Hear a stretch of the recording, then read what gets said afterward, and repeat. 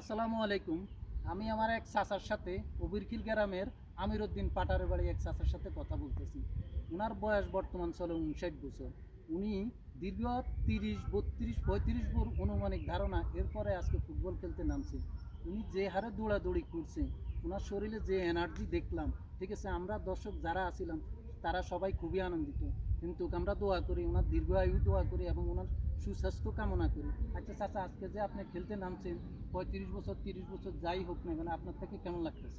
আমাদের খুব আনন্দ লাগছে, খেলতে পারি আনন্দ লাগছে, কিন্তু দৌড়া ইনশাল্লাহ কম দৌড়ি না। গাড়ে গাড়ে খেলছি, গাড়ে গাড়ে খেলছি, বল দুইশের গিয়ে হাইছিও। হ্যাঁ, আর এই হোলাইনের লগে বল ধরাটা তো এমনি টপ ব্যাপার। আমরা জোয়ান হোলাইনের লগে বুড়ারা খেলি, যে উগ্গে বল পাইলে অনেক আনন্দিত। ঠিক আছে না?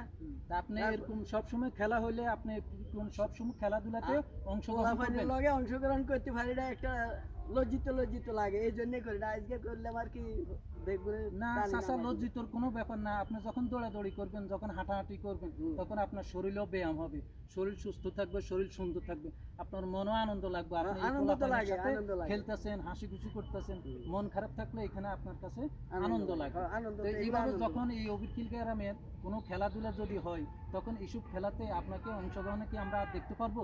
ইনশাল্লাহ হয়তো পারতে পারেন। ইনশাল্লাহ। তাহলে আমরা সবশেষে আপনি এই যে অবিরখিল গ্রামের একটা ঈদের পরের দিন একটা খেলার আয়োজন করছি, এতে আপনি কতটা খুশি হয়েছেন? খেলা কেমন আনন্দ উপভোগ করছেন? বহুত বহুত আনন্দ উপভোগ করছি, এবং কোনো এটা ঝগড়াঝাটি কোনো কিছুই হয় নাই, খুবই আনন্দভাবে হয়েছে, সব কিছু সুন্দরভাবে হয়েছে। একবারে পুরা কবির খিলের মধ্যে এটা নাম কামাইছে, পুরা ধর না ধরেন প্রবাসীরা এটা লাইক দিয়ে গেছে। অসংখ্য অসংখ্য ধন্যবাদ চাচাকে। আমরা সবাই যত লোকজন আছি অবিরখিল গ্রামের আশেপাশে, যে এই লাইভটা দেখতে পারবেন, যে ভিডিওটা দেখতে পারবেন, আমরা সবাই চাচার জন্য দোয়া করবো। চাচা যেন ভবিষ্যতে এরকম সবসময় খেলাধুলাতে অংশগ্রহণ করতে পারে। আল্লাহ রাব্বুল আলামিন যেন ওনাকে সুস্থ রাখে এবং ভালো রাখে, সেই সুস্বাস্থ্য দীর্ঘায়ু কামনা করি। আমি বিদায় নিচ্ছি। চাচা, আপনি জনগণের উদ্দেশ্যে, অবিরখিল গ্রামের উদ্দেশ্যে কথাটুকু বলে আপনি বিদায় নেন। অবিরখিল গ্রামের উদ্দেশ্যে আমি এটাই বলবো, সবাই যেন এভাবে মিলেমিশে সবসময় আনন্দ উপভোগ করে যাইতে পারে, সবাই যেন ঝগড়া হাসার থেকে দূরে সরে যেতে পারে। আমি এটাই কামনা করি। সবাইকে আসসালামু আলাইকুম।